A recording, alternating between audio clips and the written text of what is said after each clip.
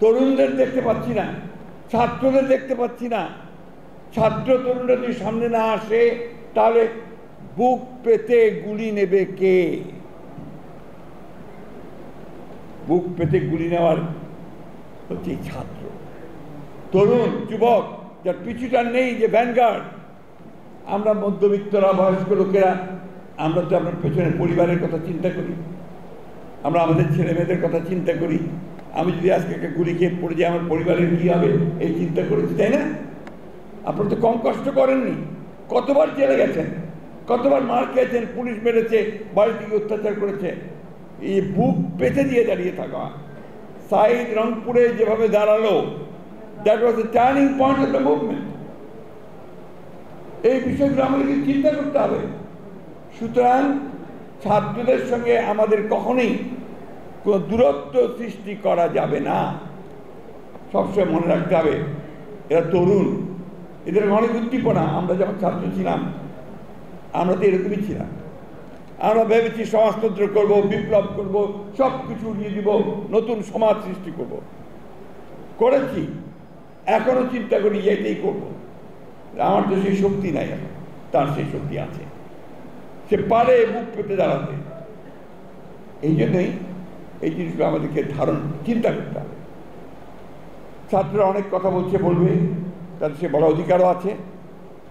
আমরা বয়স হয়ে গেছে, আমরা আবার একটু হিসাব করি যে কোনটা করা যাবে, কোনটা করা যাবে না, কোনটা এখন করা ঠিক হবে, কোনটা এখন করা ঠিক হবে না, তাই না? সেই কারণে আমরা বলছি যে দ্রুত নির্বাচন হওয়াটাই এই দেশের জন্য, জাতির জন্য মঙ্গল। কেন বলছি? আমাদের অভিজ্ঞতা থেকে এই ধরনের সরকার যতদিন বেশি থাকে তত সমস্যা তৈরি হবে। কেন? এর তো ম্যান্ডেট নাই, এর তো নির্বাচিত সরকার নয়, এর পেছনের শক্তিটা কোথায়? এই জন্যে এই সরকারকে ওইটা চিন্তা করতে হবে যে আমি যত দ্রুত সময় পারি প্রয়োজনীয় যে সংস্কারগুলো, যেগুলো নিয়ে আমরা কথা বলেছি 2 বছর আগে, আমাদের 31 দফা 2 বছর আগে দিয়েছি আমরা সংস্কার, তাই না? নাকি চুপ করে থাকেন কেন? কথা বলেন না কেন? মনে হয় না আমার কথাগুলো কানে যাচ্ছে আপনাদের? যাচ্ছে? তাহলে কথা বলবেন, রেসপন্ড করবেন। ধন্যবাদ, কিন্তু মাঝে মাঝে রেসপন্ড করতে হয়। তো এইটা আমরা 2 বছর আগে দিয়েছি। কেন? আমরা নিজেরা উপলব্ধি করেছি যে এই বিষয়গুলোর পরিবর্তন দরকার। আমরা তো আপনার প্রধানমন্ত্রীর ক্ষমতা আর রাষ্ট্রপতির ক্ষমতা আপনার পার্থক্য করতে বলেছি, ভাগ করতে বলেছি। এক ব্যক্তিকে বেশি ক্ষমতা দেওয়া যাবে না। একজন ব্যক্তি 2 বারের বেশি প্রধানমন্ত্রী হতে পারবে না। আমরা বলেছি 21 দফায়, আমরা বলেছি পার্লামেন্টারি কক্ষ বিশিষ্ট হতে হবে, তাই না? আমরা বলেছি যে বিচার বিভাগকে সংস্কার করতে হবে, প্রশাসনকে সংস্কার করতে হবে, যারা ঘুষ খায় প্রশাসনে তাদেরকে দূর করতে হবে, এরাই ধ্বংস করে। যারা ঘুষ খায় রাজনীতিবিদ, তাদের রাজনীতি করার সুযোগ দেওয়া যাবে না। পরিষ্কার কথা। এগুলো না করতে পারলে আমার সমাজ পরিবর্তন হবে না, রাজনীতি পরিবর্তন হবে না। যত এনোমালিসগুলো আছে সেই এনোমালিসগুলো আমাদের ঠিক হবে না, ঠিক না? আপনার কাল এবং পরশু আমাদের ভারপ্রাপ্ত চেয়ারম্যান তারেক রহমান সাহেব যে সমস্ত বক্তব্য দিয়েছেন, আজকে পত্রিকায় দেখবেন অনেক পত্রিকা এডিটোরিয়াল লিখছে, ডেইলি স্টারের মতো পত্রিকা এডিটোরিয়াল দিয়েছে যে বিএনপি যে কথা বলছে এখন সেই সব কথাগুলোই সঠিক কথা। চেয়ারম্যান তারেক রহমান সাহেব যে কথাগুলো বলছেন এটা এখন মানুষ গ্রহণ করছে। কারণ আমাদের, এই যে বললাম আপনাকে, যে আমাদের বয়স হয়েছে, আমাদের মাথার মধ্যে আমরা চিন্তা করি। এই জন্য বাংসুদুং একটা কথা বলেছিলেন, খুব দামি কথা। তিনি বলেছিলেন, put the old head on the young shoulder. যুবকের কাঁধে মস্তিষ্ক, বয়স্কদের মস্তিষ্কটাকে বসিয়ে দাও, তাহলে কি হবে? তোমার অভিজ্ঞতা, তোমার সাহস, তোমার যোদ্ধা সব এগিয়ে যাবে, তাই না? এই কথাটা বুঝতে হবে আমাদের সময়। ওই ছাত্রদেরও বুঝতে হবে, আমাদের বুঝতে হবে।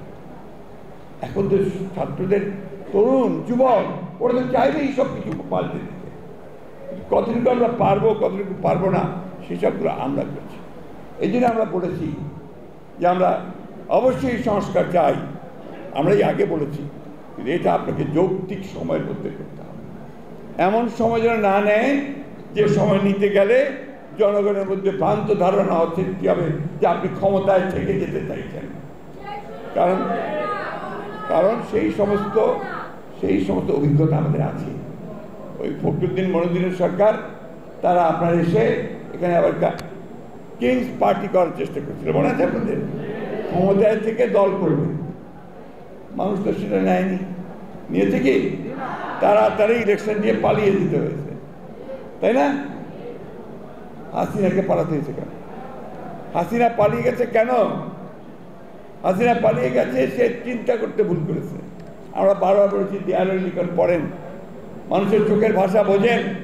মানুষ এখন আপনাদের আর চায় না, আপনারা দেশ থেকে ধ্বংস করেছেন, আমাদের কথা তারা শোনে না, শুনে উল্টো নির্বাচন ব্যবস্থা ধ্বংস করেছে, ছাত্রদের গুলি করে হত্যা করেছে এবং শেষ পর্যন্ত পালিয়ে গেছে। আমাদের ছেলে মেয়েরা, এমনকি আমার মেয়েও বলে পালাইছে, বলে আমরা পলাইছে, হাসিনা পলাইছে, তাই না? হ্যাঁ, এখন ওই জিনিসটা আমি আবার রিপিট করতে চাই যে আমরা এমন কাজ যেন না করি, কেউই না, যে কাজ আমাদের দেশকে আবার অনিশ্চয়তার দিকে, অস্থিরতার দিকে নিয়ে যাবে। আমি সংক্ষিপ্ত করে নিয়ে আসছি। মৌলানা ভাসানী আমাদেরকে সে পথ বারবার দেখিয়েছেন। মৌলানা ভাসানী তাকে কি বলা যায় না, প্রফেট অফ ভায়োলেন্স। টাইমস পত্রিকাতে যখন আপনার আন্দোলন চলছে, প্রচণ্ড আন্দোলন, সেই সময় টাইমস হেড আপনার ছবিতে, প্রচ্ছদ ছবিতে মৌলানা ভাসানীর হাত তোলা ছবি বেরোলো, তার নিচে হচ্ছে যে প্রফেট অফ ভায়োলেন্স। মৌলানা ভাসানী, শেখ মুজিবুর রহমানের লোকেরা তো অনেক কিছু দাবি করে, তাই না? মৌলানা ভাসানী প্রথম এই পল্টন ময়দানে দাঁড়িয়ে, এখানে গাজী ভাইরা বসে আছে, আমাদের নান্নু ভাইরা বসে আছে, মাহবুল্লারা সব ছিল, তারা প্রথম সেদিন আপনার বাংলাদেশের স্বাধীনতা ঘোষণা করেছিল। ভুলে গেছেন? বলেন না তো কথা, একটু জোরে জোরে বলেন না কেন? একটু বলবেন। মৌলানাই প্রথম আন্দোলন শুরু করেছিল আপনার আইয়ুব খানের বিরুদ্ধে। একটা অটো রিক্সার একটা হরতাল ছিল, অটো রিক্সাওয়ালাদের হরতাল, পাকিস্তান আমলের কথা বলছি আমি। মনিম খান তখন আপনার গভর্নর। তো এই হরতালে পল্টন ময়দানে মিটিং হচ্ছে, কেন যায় না মৌলানা ভাসানী যেহেতু বক্তৃতা করবেন, শুনে মানুষ বোঝাই হয়ে গেছে। তখন কিন্তু ট্রাক দিয়ে মানুষ আনতে হতো না, বাস দিয়ে আনতে হতো না, টাকাও দিতে হতো না কাউকে, মানুষ সব চলে আসতো পল্টন ময়দানে। বেশি বাদাম খেত, বাদাম কিনে বসে বসে বাদাম খেত, কথা শুনত। এই মৌলানা ভাসানী সেই দিন সেই পল্টনে দাঁড়িয়ে বক্তৃতা করে শেষে বললেন, এখন আর কোনো পথ নাই, ওই বঙ্গভবনে ঘেরাও করো। তত বঙ্গভবন বলতে না, প্রেসিডেন্ট হাউস, গভর্নর হাউস ঘেরাও করো। বিশ্বাস করবেন না আপনারা, ওই মিটিং থেকে গিয়ে ঘেরাও হয়ে গেল, গুলি হলো, মারা গেল। তারপর দিন হরতাল, তারপর দিন হরতাল, আবার সেই পল্টনে দাঁড়িয়ে মৌলানা ভাসানী ঘোষণা দিলেন, এখন সমস্ত থানা ঘেরাও করো সারা বাংলা পাকিস্তানে। এইভাবে আন্দোলন চূড়ান্ত পর্যায়ে দিয়ে উঠল। সেই মৌলানা ভাসানী আরেকটি কথা, যখন আন্দোলন চূড়ান্ত পর্যায়ে এসেছে, তখন শেখ মুজিব কারাগারে, জেলের মধ্যে পল্টন ময়দানে মিটিং হচ্ছে, ওই সময় একজন একটা গুলিবিদ্ধ লাশ নিয়ে আসলো মিটিংয়ের মধ্যে। তিনি ওই লাশটাকে উপরে তুললেন, তুলে বলে, আর কোনো কথা নয়, এখন চলে যেতে হবে, ভায়োলেন্স ভায়োলেন্স ভায়োলেন্স। এই ঢাকা শহরে আগুন জ্বলে উঠল। মনে আছে আপনাদের? কি দুদু ভাই মনে আছে? ঢাকা শহর আগুন জ্বলে উঠল। 3 দিনের মধ্যে আইয়ুব খানকে পদত্যাগ করতে হয়েছে, শেখ মুজিবকে বের করতে হয়েছে। 3 days টাইম। এটা ছিলেন মৌলানা। একদিকে যেমন তিনি আগুন দিয়ে জ্বালিয়ে ওঠাতে পারতেন, তেমনি আবার সাথে সাথে ঠান্ডা করে নিয়ে আসতেন। তার জীবনযাত্রা শুনেছেন এই বলতে, একেবারে একটা জীর্ণ পর্ণ কুটিরে বাস করতেন, একটা চৌকির উপরে থাকতেন, একটা ছাউনির ঘর, সেইখানে তিনি বাস করতেন। আমার মনে আছে একটা কথা, এটা না বলে আমি শেষ করতে পারবো না। আমি তখন ঢাকা ইউনিভার্সিটির শেষ বর্ষের ছাত্র। পল্টনে মৌলানা ভাসানী ডাক দিয়েছেন কৃষক সমাবেশ। তো ওই তখন আপনার চলছে মার্শাল ল, এই এখানে মার্শাল ল, সমাবেশ নিষিদ্ধ, কেউ সমাবেশ করতে পারবে না। উনি তো ডেকে দিয়েছেন কৃষক সমাবেশ, সারা দেশ থেকে লাঠি হাতে লাল টুপি পরে আমরা সব আসতে শুরু করেছে। লক্ষ লক্ষ মানুষ আপনার এখন সন্তোষ, সেই সন্তোষ ইউনিভার্সিটির সমস্ত মাঠ বোঝাই, টাঙ্গাইল বোঝাই হয়ে গেছে। যখন মিটিং পাকিস্তান থেকে এসছে আপনার ইফতেখার আহমেদ, মিয়া ইফতেখার, শবনম গাজারা, সমস্ত বিরাট বিরাট নেতা সমস্ত তারা এসছেন ওখানে। তো ওই সময় আপনার একটা গাড়ি ঢুকলো, ঢুকে মৌলানা ওই পর্ণকুটিরে গেল। তিনি ছিলেন তৎকালীন পাকিস্তানের NSI প্রধান সফদর সাহেব, ABS সফদর। তিনি এসে মৌলানার সামনে ওই পার্টি বিছানো থাকতো চৌকির নিচে, ওই পার্টিতে তিনি বসলেন। মৌলানা তো বলে, কি সফদর, কেন আসছ? তো সে মৌলানার পায়ে হাত দিয়ে সালাম করল। লাগে সালাম করে, হুজুর আমার চাকরিটা বাঁচান। বলে, কি হয়েছে? বলে, আপনি যে প্রকাশ্যে যে সভা করতেছেন, আমার তো চাকরি চলে যাবে। আমি এখন তো প্রকাশ্য সভা সমিতি বন্ধ। না, তোমার চাকরি যাকে আমি চাই না, তুমি এক কাজ করো, কি করতে পারো? বলে, স্যার অন্তত সামনে কিছু সামিয়ানা দিয়ে দেন। তখন মৌলানা সব কর্মীদেরকে বললেন যে সামনে 10-12টা সামিয়ানা লাগিয়ে দাও। সেদিন সমাবেশ হলো হাজার হাজার লক্ষ মানুষের সামনে। পাকিস্তানি নেতারা বললেন, বিশেষ করে শবনম গাজারা, আমার এখন মনে আছে, বলছে ইনকিলাব আয়েগি, বিপ্লব আসবে, আগার ও আয়েগি তো মৌলানা কা সাথ আয়েগি। ও আসবে, যদি আসে সে মৌলানার সাথে আসবে। এটাই ছিলেন মৌলানা ভাসানী। আমরা কি করে তাকে বলবো? আমাদের সমস্ত অস্তিত্ব জুড়ে তো মৌলানা। মৌলানা ভাসানী যেন অসুস্থ, কেন তো মেডিকেল কলেজে পিজিতে শেষের দিকে একদম, তখন অলরেডি জিয়াউর রহমান সাহেব ক্ষমতায় এসে গেছেন। তাকে মানুষ প্রচণ্ড রকম ভালোবাসে। সেই সময় তিনি আসলেন জিয়াউর রহমানের সঙ্গে দেখা করতে সেই পিজি হাসপাতালে।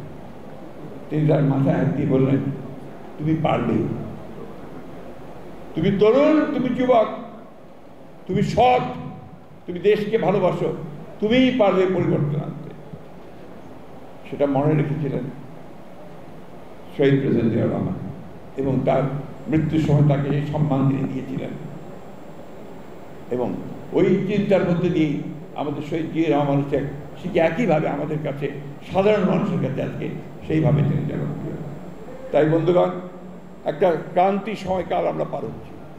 কালকে আমাদের প্রধান উপদেষ্টা মহোদয় একটা 100 দিনের পূর্তির বক্তব্য রেখেছেন, ভালো হয়েছে। অনেকেই আশান্বিত হয়েছে, আমি একটু আশাহত হয়েছি। আমি আশা করেছিলাম যে প্রধান উপদেষ্টা মহোদয় তার সমস্ত প্রজ্ঞা দিয়ে সমস্যাটা চিহ্নিত করে তিনি নির্বাচনের একটা রূপরেখা দেবেন। আমি কেন বারবার নির্বাচনের কথা বলছি? কারণ নির্বাচন দিলে আমার অর্ধেক সমস্যার সমাধান হয়ে যায়। বিএনপি ক্ষমতায় যাক না যাক, দ্যাট ইজ ইম্যাটেরিয়াল। কিন্তু আজকে যারা বাংলাদেশে ক্ষতি করতে চাচ্ছে, যারা বাংলাদেশে স্থিতিশীলতা নষ্ট করতে চাচ্ছে, বাংলাদেশকে যারা সংঘাতের মধ্যে জড়িয়েছে, তারা তখন পিছিয়ে যেতে বাধ্য হবে। কারণ ওই সরকারের পিছনে জনগণের সমর্থন থাকবে। এই বিষয়টা অবশ্যই চিন্তা করতে হবে। সংস্কার আমরা চাই না, শুধু আমরা শুরু করেছি, আমরাই সংস্কার আমরা অবশ্যই চাই, এবং সংস্কার আমরা করব। আপনারা দয়া করে জিনিসটাকে যেভাবে করলে সবচেয়ে সুন্দর হয়, সকলের কাছে গ্রহণযোগ্য হয়, সেইভাবে এগিয়ে যান। এটা আমাদের আপনাদের কাছে অনুরোধ। আমরা এখন পর্যন্ত কোনো বাধা সৃষ্টি করিনি, বলতে আপনাকে সমর্থন দিয়ে চলেছি, প্রতিটি ক্ষেত্রে সমর্থন দিচ্ছি। যদিও আপনাদের এই সচিবালয়, সেখানে এখনো সমস্ত দোসরেরা, এই স্বৈরাচারের ফ্যাসিবাদের দোসরেরা বসে আছে, কীভাবে কাজ করবেন আপনি? আপনি কাদেরকে নিয়ে সংস্কার করবেন? এরা তো সংস্কার করতে দেবে না আপনাকে। সমস্ত আমরা বসে আছি, বেশিরভাগ যারা ওই স্বৈরাচারের দোষর, যারা কোটি কোটি টাকা আয় করেছে, দুর্নীতি করেছে একই সঙ্গে। তাদের তো আপনি সেইভাবে আমরা দেখতে পাচ্ছি না, সেইভাবে তাদের বিরুদ্ধে ব্যবস্থা হচ্ছে। এগুলোকে একটু দৃশ্যমান করেন। আর গভর্নেন্স সেই দিকে লক্ষ্য দিতে হবে। প্রশাসনকে চালানো, দেশ শাসন করা, এর মধ্যে যেন স্বস্তি পায়, শান্তি পায়। জিনিসপত্রের দাম এমন বেড়েছে যে শান্তি পাওয়ার কোনো কারণ নাই। তাও তো মানুষ মেনে নিচ্ছে না কেন? যে আপনি একটা সুন্দর জিনিস দেবেন, তাহলে ওইটাকেও দৃশ্যমান করেন যে আপনি ব্যবস্থা নিচ্ছেন।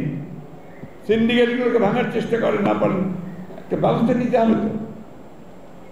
আর গভর্নেন্সের ব্যবস্থা করেন। লোকে যদি আবারও তাকে কাজ করতে গেলে আপনার টাকা দিতে হয়, লুট দিতে হয়, আর সেক্রেটারি গেলে কেউ কাজে যদি যায়, গিয়ে তাকে আবার সেই দালালরাই ঘোরাঘুরি করছে, কখনোই ভালো চোখে দেখবে না।